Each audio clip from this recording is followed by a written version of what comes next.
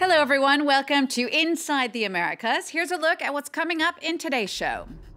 As a California judge orders families split on the U.S.-Mexico border to be brought back together within a month, we'll look at the thousands of children who make the dangerous crossing to America alone.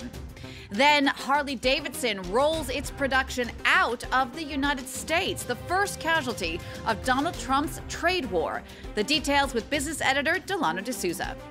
And Mexico heads to the polls this weekend to elect a new president. You'll meet frontrunner Andres Manuel Lopez Obrador and his surprise coalition that's bringing together left and right. I'm Jeannie Godula. This week in the U.S., 17 states, including New York and California, sued the Trump administration to try and force it to bring families separated at the border back together.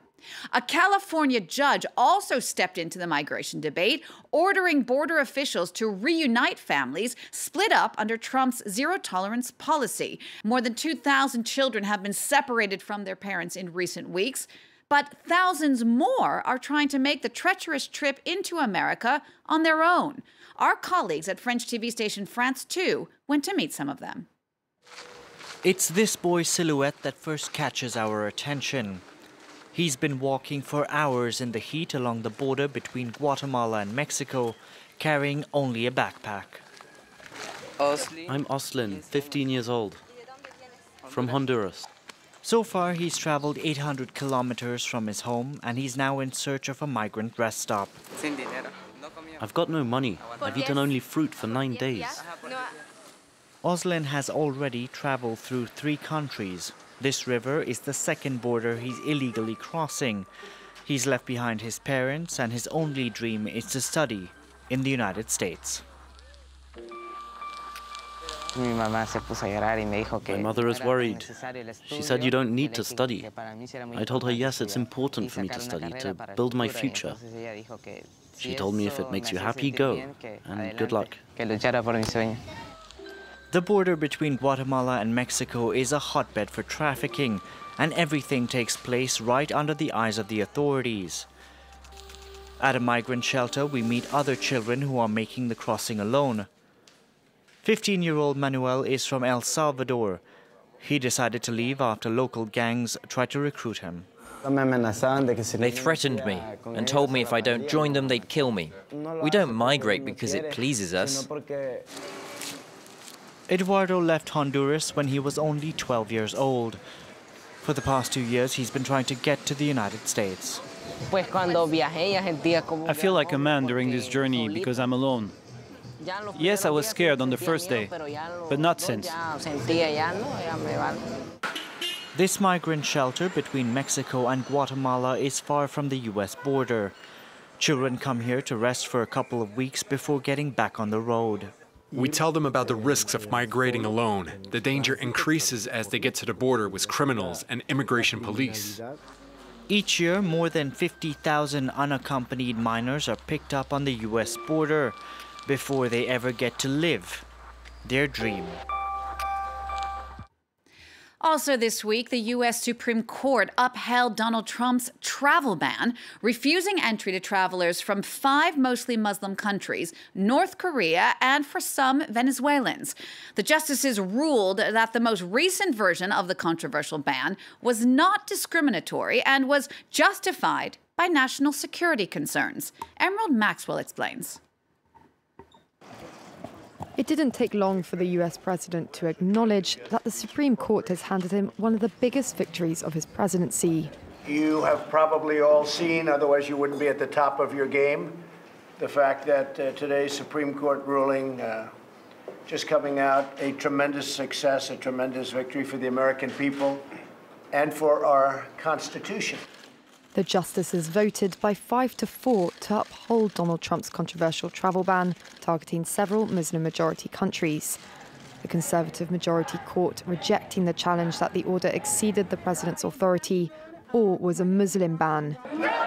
But it's come as a blow to anti-discrimination advocates. The Supreme Court of the United States has just given a green light to Donald Trump's religious discrimination and has given him the green light to discriminate against a group of people based on their faith, wherever and whenever he chooses. The protection. Trump signed a first draft of the executive order in January last year, prompting thousands to protest across the country. The current version of the ban has been in effect since December and targets Iran, Libya, Somalia, Syria and Yemen, as well as travellers from North Korea and some Venezuelan officials. Buoyed by the court's decision, Trump says he'll now push for more funding for another of his contentious pledges, the border wall. Our number of the week now is 31. That is for the 31% tariff the EU slapped on Harley-Davidson motorcycles made in the USA. It's a tit-for-tat response to Donald Trump's tariffs on imports of European steel and aluminum. Well, to talk a bit more about this with me now, I'm joined on the set by France 24 business editor Delano D'Souza. Delano, now that move from Harley-Davidson is not going down very well with the White House. Tell us. No surprises there, Jeannie. I mean, the brand that's as American as apple pie, if you will, says it will be shifting some of its production out of the United States. Now, Harley-Davidson says it has no choice to do this to avoid tariffs imposed by the EU. Now, that 31% you mentioned will add around $2,200 to the average bike. That's around 1,900 euros. Now, when you consider that most Harley-Davidsons range from between 7,500 to 40,000 euros, it's a substantial chunk. Analysts aren't surprised the company has decided to do this. They say it's predictable and demonstrates the many ways U.S. companies could be impacted by the trade policies of Donald Trump. Now, members of Mr. Trump's own party have spoken out. Speaker of the House Paul Ryan, for instance, said this is further proof of the harm from unilateral tariffs. The best way to help American workers, consumers and manufacturers is to open new markets for them, not to raise barriers to our own market. Now, we should mention that Paul Ryan is a Republican from Wisconsin, which is the state that Harley-Davidson is based out of. Now, news Harley-Davidson would shift production out of the United States has left the president fuming. Now, Donald Trump fired a tweet saying a Harley-Davidson should never be built out of the United States. The president says the company surrendered and quit. He says the aura of a Harley will be gone. He's also promised to tax them like never before. But it's unclear what the president is referring to within that tweet, because Harley-Davidson will continue to build bikes for the domestic market in the United States. How is Harley-Davidson's business doing at the moment? Well, I called one dealership here in France, and he only had great things to say about the sales at his dealership. So it seems that they're doing well in France. But let's take a look at sales in 2017. There you can see in the United States, there was an 8.5% drop and a drop of 3.9% on the international market. Things clearly looking better for Harley-Davidson overseas than at home in the United States. For example, in Europe last year, 40,000 Harley-Davidsons were sold, making the EU the most significant bloc outside the United States. Harley-Davidson has increasingly placed an emphasis on its overseas market. They produce some bikes and parts in Australia, in Brazil, and they've set up facilities in India and Thailand to circumvent tariffs imposed from those countries. Delano, I don't have a Harley. I'm assuming you don't have a Harley. I guess the question is, who's buying these Harley-Davidsons? Well, this is kind of the problem, Jeannie, because up until now, we've had baby boomers who've been buying Harley-Davidsons, and either they're getting older or they simply no longer support the bike, because it is a heavy piece of equipment. 46% of the riders in the United States are over 50 years old, and only about 10% are between 30 to 34. Harley-Davidson says it needs to attract new, younger riders, and it wants to add 2 million riders in the next decade. But in order to do that, they need to teach people how to ride the bike, because it isn't for everyone. It isn't a Vespa. Currently, there are 250 dealerships in the United States that offer 3 to 4 day courses to teach people how to handle these bikes. Now, industry insiders say the key to getting more people to drive is to get more women on the bike. Currently, only 14% of women in the United States drive Harley-Davidson, so it's a very small number. And one of the ideas being floated is if mom rides, so will the kids. I don't know if that will go down in my family, but it's a thought. Delano, thank you so much. Delano D'Souza there from our business desk. All right, we're going to turn our attention now to Mexico, and that country is gearing up for its election this weekend. But violence in the run-up to that vote is showing no sign of slowing down. Over 100 politicians have been killed since campaigning began in September. There are now 4 main candidates running for the top job, among them frontrunner Andres Manuel Lopez Obrador. The former Mexico City mayor is heading up an unusual coalition between his left-leaning Labor and the right. Yena Lee took a look. Hoping for third time lucky, Andres Manuel Lopez Obrador is running again for the Mexican presidency. And at 64 years old, the former mayor of Mexico City has become a veteran of the country's left. I am stubborn. It's well known.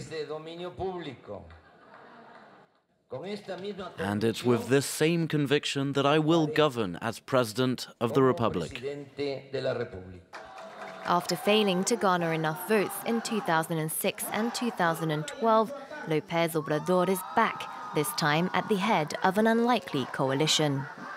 If the alliance between his left-wing Morena or the National Regeneration Movement and the smaller Labour Party is not a surprise, it's their pact with the Conservative Social Encounter Party that has raised eyebrows. Leaders of the staunchly anti-abortion and anti-gay marriage party agree that this deal is strictly electoral, and for now they only have one goal: getting Lopez Obrador elected to the highest office. Also known as AMLO, the acronym of his initials, the left-wing leader has long positioned himself as an anti-corruption advocate and a champion of the poor. For some, a progressive reformist, for others, a populist, AMLO hopes to change the way Mexico is governed and tackle foreign policy challenges with neighboring United States.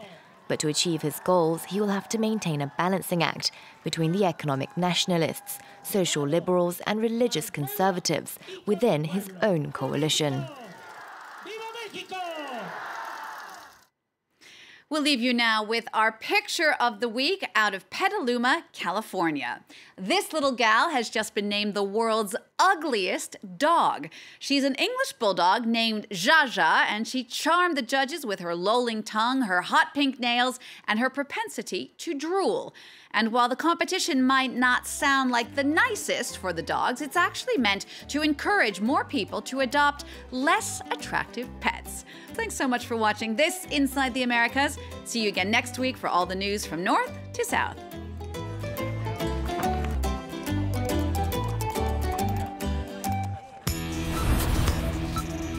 Kobani, a small predominantly Kurdish town on the Syrian border with Turkey. In July 2014, the Islamic State organization tries to capture it. The Kurdish forces of the YPG, supported by the international coalition, managed to cling on, but Kobani is left in ruins. Today, after the horrors they have endured, what are the people of Kobani doing to ensure their future and that of their children? Kobani Revisited, all this week on France 24 and France24.com.